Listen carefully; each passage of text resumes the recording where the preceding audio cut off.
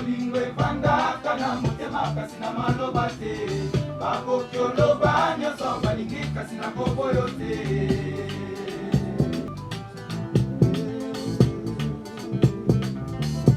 Nga soki na simbi kuma na vanti kuma na mutu moko ya Congo Brazzaville simbi na vanti kuma eza différent. Nani président Roga Kabila rumba banda na Congo Brazzaville. Totali vient na biso nani Yulu Mabiala.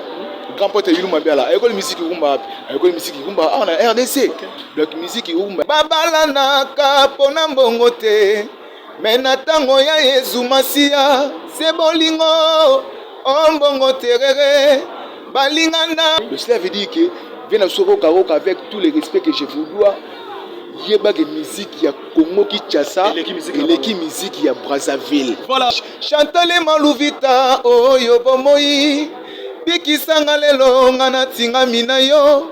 Lobiko nanga Chantal ezali. L'air baba grand homme, le roi baba papa ocho mais moi na moi baba Brazzaville. Le président Sassou Nguesso. Mais respect pas ça.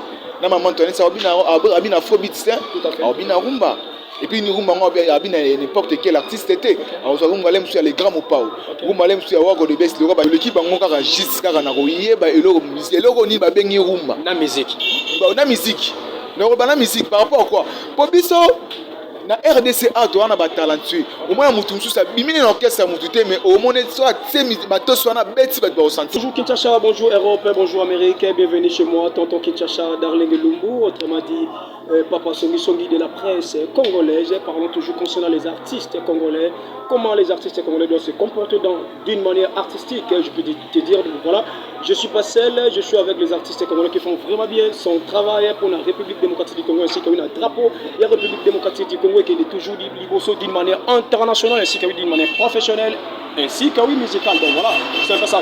Juste pour vous informer, abonnez-vous massivement à Onakati, il y a Warco de Best officiel, chaîne Monko, il y a YouTube, ils ont ça vraiment promotion, il y a des musiciens, il y a Warco de Best, ils ont vraiment musique d'une manière internationale, je peux te vous dire. Donc voilà, c'est un peu ça. Laissez-moi dire un grand merci à la grande équipe technique de Believe Télévision, ils ont accompagné Bishop pour soutenir vraiment chaîne Oyo, il y a Warco de Best officiel. Là, c'est ma caméra, je vois. Ingénieur Gelor, m'a beaucoup trépied. Aïe aïe aïe, mes sapis et Pela montent na kati. Il y a ordinateur de voilà monter vidéo de charge. Ainsi que oui à vous, Rebecca Mbongo qui sont là, toujours pour s'abonner et bien pour beaucoup de n'a pas actualité na bichou. Ainsi que oui c'est bichou dernièrement, Roga très fâché contre Rumba congolaise. Kasi il n'est pas le délit Rumba et où tu as pays na bango, Bissonde Totrecha Rumba pour les lotobeta Rumba. Merci beaucoup à vous, mon président, mon leader, Warco de Best. Il y a repris ce sujet qui est au le bien émission. Donc voilà, sans plus tarder, nous allons recevoir les artistes de La Rose de Miguel, autres développés na bango concernant CG Oyo, Chaleur Ansi Esco. Bonjour. Ah, bonjour, Darling Lumbu. Ah oui, bonne santé. Normal, santé impeccable. Donc, ah oui. Il faut m'inquiéter. Voilà, bandeko ba côté sibiso sur na kati ya coronavirus, toi tu vas cacher, tu respecter ba geste barrière. Conseil rapidement et bon tu vas massona biso. Ouais, cacher les obligatoire pour na mututu. Au moni ba vague on a le soleil yaki ba tibeli ba perdaki ba vie ba vraiment ba mekomiya c'est ba famille tout ba perdaki ba ndeko na bango ba papa na bango pour la première vague ya coronavirus. Deuxième vague yaki surtout na troisième vague. Ah oui. Donc conseil est gratuit net tout le monde na tambola. Ah oui, déjà. Donc au monde a bien équipé quoi. Nazara bien caché na ngai donc au monde donc caché na li donc un Congolais conscient tout à fait tout. C'est un peu ça quoi. Coronavirus c'est une maladie où il faut ça l'attention à un mot. Donc il faut que sur la maboko très bien. Donc ça maladie où il faut éviter que sur la contact ça moninga donc faut que ça la biloko ba pesi pona et puis qui s'habille sur le peuple congolais surtout geste barrière donc ils ont sur maboko à chaque fois avant lié avant ce petit mutumbo de sur maboko ça na caché par-ci par là autant pour ça na caché pour se protéger quoi. Voilà pour se protéger il faut tous en avoir caché ainsi que sur maboko to respecter ba geste barrière ou eza communauté internationale République démocratique du Congo Tim Telobiango eza République ya Mokili Mobimba République ya Angola République ya Brazza ya Afrique du Sud etc. to batela baninga place de Kozala voilà tout amassona biso le roga lekina ba TV internet alobi rumba bango ni babandango rumba ibana na Congo Brazzaville itake yo musicien congolais oyebi histoire ya musique congolaise est-ce que vous répondez roga gagner ni siko Hollande. Donc avec tout le respect qui n'a pas ça na leader na biso Roka, c'est un grand frère, c'est un aîné. Babani musique liboso na biso mais na ko reprocher en tant qu'artiste et musicien, il y a la Rose de Miguel, il y a Warko de Best. Musique Yorumba, c'est totalement bien musique Yorumba, c'est musique qui est née dans la République démocratique du Congo. Dans la République démocratique du Congo, et ça, ça bassin Yarumba, donc Bexo Yarumba est dans la République démocratique du Congo. Parce que ceux qui n'ont pas si bien, les autres là, tu es pas grand calais, tout à fait. Babanda histoire ya musique Yarumba na biso congolaise quoi. Pour ce moment, vieux Roka série wana ça la musique té. Tout à fait. Ça la musique té. Quelque part quoi. Au moins musique Yarumba les bandaki ba pays mususu ba nego yo ko la rumba na RDC. Tout à fait. Na otala bien sûr que na ngamu ya Angola au moins vient na grand prêtre Sama Mwana auta Angola. Auta Angola na Luanda ayakini pour ne ko la rumba. Adaki na groupe ya papa na solo Mamakedi si je ne me trompe pas ayoko la rumba na wana aibi rumba na wana pas zongi na Angola ke sala musique rumba na ye asangisi on a ba style na bango ya Angola et pesa valeur et commissaire lelo ya ça lelo ça parce que ayaki ko la ngo awa donc République démocratique du Congo eza mboka oyo eza basé na rumba musique rumba mtesel ba musique nyoso zo mona mike bimi wana la musique ni tangi na biso kombo ba musique belé ba so bimi na ndombolo kwa bimi na kata ndombolo eza diminutif ya rumba. Je comprends pas biso tando beta rumba ndenge ni osilisi rumba alokoti na ndombolo. Eza musique na biso ba congolais. So talibe na ngamu na bango Roka nani président Roka bige rumba banda na Congo Brazzaville. So tali ve na biso nani Yulu Mabiala. Grand pote Yulu Mabiala. Ayeko musique rumba, ayeko musique rumba na RDC. Donc musique rumba et outil awa na République démocratique du Congo. Ve na biso Roka Zangoul na toyebi koza grand na niveau côté kuna mais ozo komiko ça parce que rumba outil awa. Donc rumba obino bobetaka na ngamu na obiso tobetaka na awa na RDC est différent. C'est différent parce que nga soki na simbi rumba na vanti rumba na mutu moko ya Congo Brazzaville la simbi na vanti rumba c'est différent. To yebi ke oui so ba monsieur congolais baki Angola baki Brazzaville je m'excuse baki Brazzaville je m'excuse je prends vraiment mes excuses ba monsieur na biso bazaka na ba succès makati ba tone ça rappelle ba Martin na bango trop et c'est que ba sali na bango mais bango ba so ba sali conscient na pays na bango bazaka 100% bazaka 50% mais biso na 100% retourner sa salle normalement parce que la plupart au monde ba monsieur mingi o ba réunir le nom na mokili oyo so longoli à 100% au reçoit 20% ba nigérien aujourd'hui 20% ba centrafricain ba ouest africain ba ivoirien ba sangani kuna 70% ce sont des Congolais. Ba de bes na kati ba maître Gims ba Dadju ba Youssoufa aussi ba Michel Leroy banani ba Nino ba belé Congolais ba belé ba disque platine le coq comme dans Aramuta Brazzaville le coq Aramuta Brazzaville ça fait 50 aussi sunde kona bisona ni naza za mutakote na bango singila mutakote na Nathalie Makoma mutu na biso ya koto lezo mona musique na biso tozo pesa ya mo valeur rumba congolaise eza à l'auteur ya ba musique nyoso ya mokili ponanga tout à fait ponanga tu na États-Unis papa nanga non ba américain ti ba beta la musique bon ba bi ke ba congolais ba danger la musique to leki bango oui on est le deuxième pays le plus puissant en musique en Afrique je vous dire ba Nigeria côté Darling Lumna Kosete, moi je suis fier d'être congolais. Ah oui. Donc je suis fier d'être congolais, fier de ma musique. Musique nanga yorumba, eza musique oyo, elle dit tous les, on va bien la préciser. Eza musique oyo, elle dit tous les musiques dans le monde. OK. Pour ça je suis bien. Ba robeta na ba afrobeat. Là ba grand homme le roi ba papa ocho mais moi na moi ba Brazzaville. Le président Sassou Nguesso. Mais respect pas ça. Na maman Antoine ça abina afrobeat c'est. Abina rumba. Et puis nous rumba abina n'importe quel artiste était. Alors ça rumba lem sur les grands mopao. Rumba lem sur Warko de Best le roi ba Chantal Maluvita oyo bomoi. Biki sanga lelo ngana tinga minayo.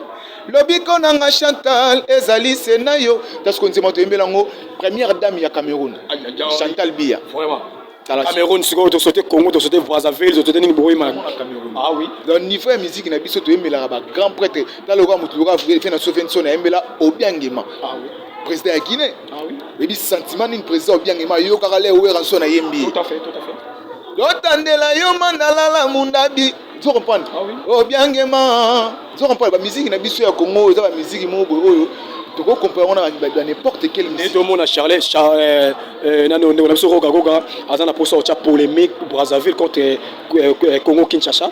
Rapidement, conseil au PC Nini Oyo. Roga Roga, mon vieux Roga Roga, Congo Kinshasa, Congo Brazzaville, et c'est le Moko. Ils ont beaucoup Moko. Les deux pays les plus rapprochés du monde, les deux capitales les plus rapprochées du monde, c'est Congo Brazzaville, Congo Kinshasa. Donc mon frère, Zala na sagesse, il y a Rolo dans la télé. Soit marmoni au rôle dans la télé. Vous comprenez? Musique à Congo, bisous soit des Congo, tout ça, bamboka moko. Tout à fait. Conseil on peut savoir à ayeba musique à Congo, et ça musique aux alikolo. Congo pour ça comme Congo Kinshasa, tout c'est le Congo. Donc ministère congolais à Kinshasa, l'équipe a ministère à Congo, il y a Congo Brazzaville. To l'équipe bango kaka juste kaka na koyé ba eloko musique, eloko ni ba bengi rumba. Na musique. Ba na musique. Na musique par rapport à quoi? Pour biso na RDCA to wana ba talentueux au moins mutu musu sa bimine na orchestre mutu te mais au moins soit c'est bato soit na beti ba ressentir tout à fait ba ressentir biso ki na ba Brazzaville na la fin na Brazzaville ça la test c'est la maison mère na Brazzaville avant vient la biso wa ko de best de gosses de l'Ambré à valoriser ngai à ça la nga on a comme lelo na ça la test c'est la maison mère na na Brazzaville na ça pour ça public 90% ezaki ya ba Brazzaville 10% eka ba Congolais biso on va sepelaka na musique na biso on va sepelaka na voix na ngai le cela veut dire que vient na soko karoka avec tous les respects que je vous dois yeba que musique ya Congo Kinshasa et l'équipe musique ya Brazzaville. Voilà, fidèles téléspectateurs, je pense qu'on est là toujours ensemble avec la rose de Michael Oeza Chapote et pas Warco de Best International. Je vous dis, il est international. Bientôt là, toucher jouer. On va de parler de toucher jouer. Tout sur concernant Fali Poupa, tout le monde qui habite qui Nakan. Bientôt là, ils aussi là. Warco de Best, à ce pays-là qui n'a pas de Congolais, ainsi qu'à ce pays-là qui n'a pas d'Africains, toujours Afrique, toujours Simbana, Bissona Bissopoto qui est Liboso. Félicitations qui participe par là, par Ferrego, la Char des Poules, Weranson, Kofi Olomide, Warco de Best, etc. Le lorsque tu écoutes Nina Moko, Yazali chargé à musicien, il y a Warco de Best, à Wanaville, il y a Kinshasa, ici, oui, dans la République démocratique du Congo, Mino Chalère, Moko ya musique, Moko ya musicien, Moko ya musicien congolais, abeti na Cannes. Tango Warco de Best ayoka kiango, tango yopo yoka kiango, tango pe ba musicien sur la rose de Miguel ba yoka kiango, bozaki ndeni. Non, tout ça est sur makasi parce que fierté zongira na mboka na biso Congo quoi. Pour Fali Poupa DiCaprio aza grand frère mo na respectera beaucoup plus na azara na ba valeur na ye parce que biso na kati ya couple na kati ya groupe ya la rose de Miguel. Boss na so président so Warco de Best de l'Ambré Sekaza na pesi mbote ape ayebisa rabiso boy abi muto aza mukolo na yo muto asala moi impa liboso na yo faut repesa ye moi valeur pour normalement que liboso vient na biso Fali Poupa coup de chapeau place au sali du Cap la merveille aigle autrement dit donc muto aza moto ya mbona na musique ya Congo na temps oyo non aza moto ya moto ti paka kapobi ba Congolais be baleka omoni Fali Warco de Best bazali ba frère bazali Fali Poupa a la fierté ya mboka na Congo ya drapeau congolaise ndenge Warco de Best ça la fierté ya drapeau congolaise na niveau ya Londres sikoyo l'air amoni petit na Fali Poupa étape pour c'était ezomata akobwakela yango mai tout à fait surtout bwakela ne mai tout à fait uzokoyoka comme que c'est la rose de Miguel rose eza couleur ya bolingo eza fleur o ba pesa rapport na amour donc Fali Poupa ça la fierté mboka na biso vous comprenez l'air mutasa dans les défense to le kana biso pour quand to le kai ah oui kanele to beta kanele to misa toucher jouer et suis to le ka Fali parce que to le kai Fais Fali Poupa place ça ebiketa la rose de Miguel les kalati pour tomber ta musique oh fais soir petit mateur tu na ba petit wala mystique c'est normal et pas Warco de Best rapidement na tangwa bakoko ezalaka se bolingo balinganaka pona mbongo te na tangwa Adam na Eva ezalaka se bolingo babalanaka pona mbongo te me na tango ya Yesu Masiya se bolingo ombongo terere balinganaka me génération oya lelo yo soki okobala mbongo kitoko mwasi mbongo bonzenga nzele mbongo Aïe aïe aïe, fidèles téléspectateurs, on est toujours là. Voilà. On ça conseil. Le todo bete la bato, biso to sa to créer, todo sa to bete la bato ba histoire. Na kati ya musique, le todo pesa bato conseil. Exactement ça va nier c'est. Non, nier c'est belé ça ko yemba sans conseil. Biso moni memba musicien baza on voit que la fallait pour pas me dar quoi. Moni musique sentimentaliste phototique yango. Tu comprends? To beta musique pour na avantage ya génération zo na sima na biso. Zo mona lelo ba génération belé baby pour na mambo sentiment wana. Tu comprends? Kanganga ici manga isalanga. Et donc polémique, les la musique congolaise, on peut tout le drapeau ya Congo. Tout si masco touché jouer ou bientôt là vous allez disponible permanent dans ma toya ba congolais. Fidèles téléspectateurs, je pense que vous allez belé Hollanda émission Nabino plateau des stars. Donc voilà, vous comptez toujours qu'on soit abonné à Wana Warco de Best officiel. Donc voilà, numéro est affiché dans ma poste télévision Nabino Bobenga Bogozwa, Yemoko secrétaire général, Merveille Tiama Litoya Mokonzi. Donc voilà, c'est un peu ça là où vous êtes vous savez. Tu as assisté à merveille ici à Manoya, na mela carte Castel, libanga ya boyo te bazoate. Tu beta masolo ya touché jouer. Beaucoup de niveau nini, aussi générique, aussi des chansons ou comment? Ouais, album touché jouer tout ça toujours en plein studio. Donc chanson Mozaja ici là qui déjà. Amour caché c'est ici là qui déjà. C'est là que pour boss so wa ko de best après ça on y va à Londres. Après wana, toujours continuer. Deuxième titre, on doit continuer la générique. OK. Ce générique Sili a été continué sous deux titres érotiques en Assima. Donc tout ça là on a monté Magokita. Malembe. Au moni ba musicien ya Congo ba comprendre le moti. Au moni musique eza eloko oyo to pesa rabatu ba yoka. OK.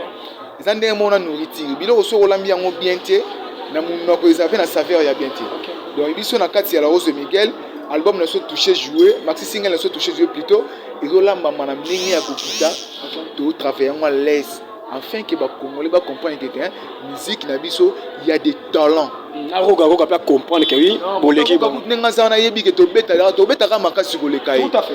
Donc un musicien congolais attaque dans le quartier. Sur la musique en fait betara makasi sur le caillou. Ah oui, attaque tout à fait. Ba leki. Dans moni eloko ya sali wana eloko lobi wana asala ki erreur parce qu'il fallait pas à toucher. Parce que c'est souvenir la musique. C'est où il a touché et alors a dénigré musique qui n'a pas Congo. Papa Lutumba dénigré ba Wendo ba Pepe Kale ainsi que vous n'avez pas confiance le média. Banza mwana kadi oh ya mama. Kadi kabelanga c'est motema oh mama oh. Kadi kabelanga c'est motema oh mama oh. Chaleur, au lieu de pour voir nous allons toujours ce qui va. Ils ont la discipline. Il y a la discipline. Au monde, il y a trop. Si on a la place au Kenete, on a la palais. Ah oui. On a la bablo à foutate, on a la bimela melate, donc on a fraîche. Voilà, fidèles téléspectateurs, bientôt là nous allons boucler notre émission. Je pense que vous avez le plaisir d'abonner tout. Il y a Warco de Best officiel et pourquoi pas il y a Yemoko Warco de Best officiel. On rappelez bien notre fois un espace VIP. Espace mon VIP litaka ezaka na commune ya Matete donc na repère sur référence ni référence ni sur bengi biso na ba numéros affichés na poste télévision na bino prix ezaka normal tu vas savourer la musique ya Warco de Best à eska ba mission Warco de Best ba répétaka chaque mercredi sur hier mettons pas ça veut dire cité d'ambiance litaka eza epa ya Didier Kitemoko. OK donc au moni ba bisika boye biso bato to na pour ça to vanda aux à l'aise faut yara awa mais les gars tu vas jaloux baleki trop bato bundisa Didier Kitemoko mais surtout tika était la Rose de Miguel ils en a toujours pour moufa resika o tout à fait bon c'est un soir ko debe ça ba to lungwati tout à fait tous en a biso na kati ya cité d'ambiance barli taka de référence au mot araso komika banzamateki okitina ria kinsaku banzamateki otunika ka barli taka eyebani matete mobimba pourquoi pas moamba mobimba barli taka eyebani.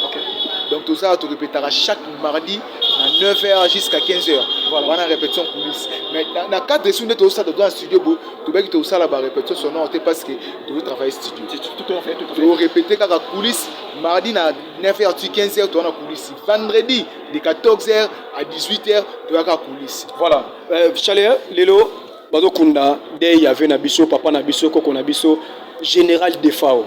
Maman a négligence des artistes et musiciens au baboui qui s'est présenté na Daywana tout ce que mon abisso peut aux akiwana ba négliger quand il y a des fois ba kenego ya meka na aéroport on dirait ça que clique mon boya ba musicien gouvernement du misambongo pour balia gouvernement sali organisation na ye bango baboko ya matanga po ani gouvernement sali organisation conseil no pesa bande ko wana rapidement na ndako bon omoni tellement na yebi ba emploi du temps na bango te moi pe na condamné ba mission musu esati mais ba ba se présenter qui vraiment merci na bango parce que général des fois za moto a sali trop na musique ya Congo donc ça parmi ba grand musique ya Congo donc ba mona nité vraiment ba s'excuser na ba télé ba lika na ba télé faut pas ba porter ba excuse dans bango devant peuple Congo parce que ata biso beto sepela na ngote que un grand bon à Koufi biso so to mona nité parce que tout ça ba concentration ah oui vous avez la studio la Rose de Miguel est dans la studio moni étape ya studio c'est en concentration faut qu'on là trop qu'on travaille beaucoup plus parce que Mouto sa Koufi a Koufi a ozon ali souté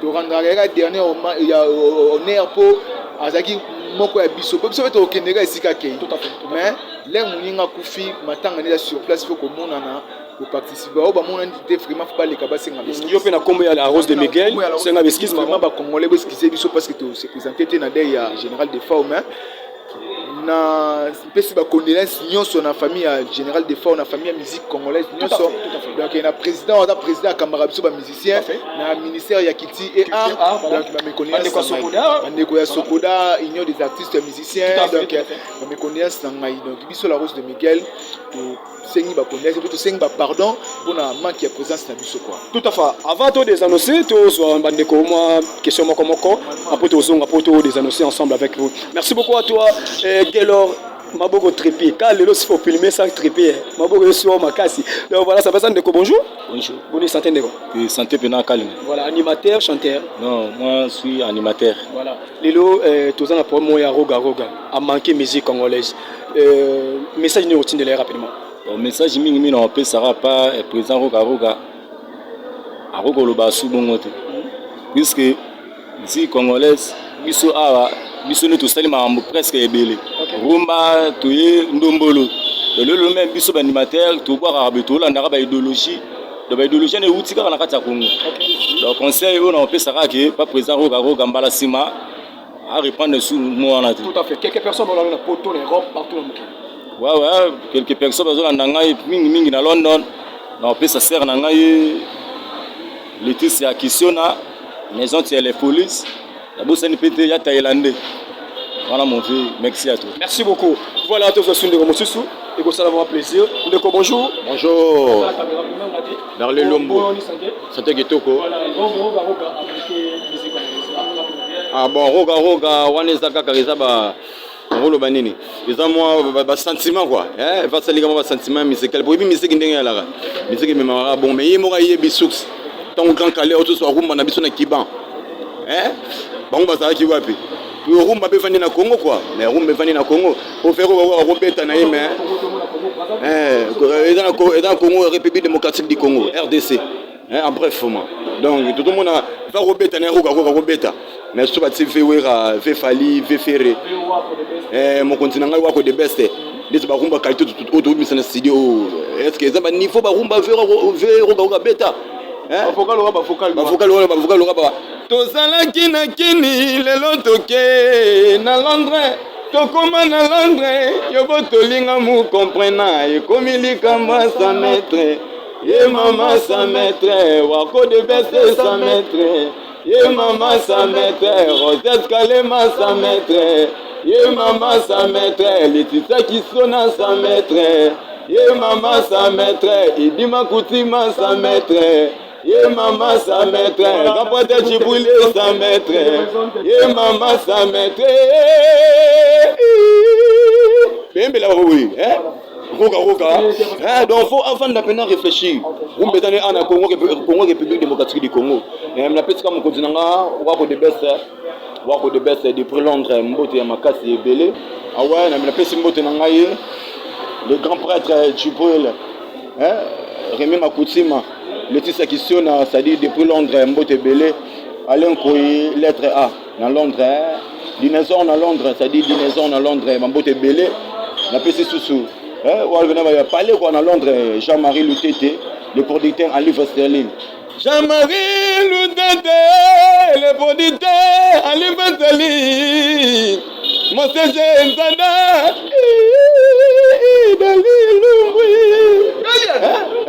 c'est-à-dire Boli le cancer, bolile kasa depuis Londres ça dit makambo artiste mno yo zo luka pena ko maloger atana ma campagne atana ma campagne atana na Rigini abomba mawana ça dit makambo ya mwana mon leader wako de best. Voilà, merci beaucoup fidèles téléspectateurs, c'était artiste ya wako de best officiel Chikawi et artiste ya la rose de Miguel. Donc voilà, ça passe. Bientôt nous allons boucler et là malamu lumela raté.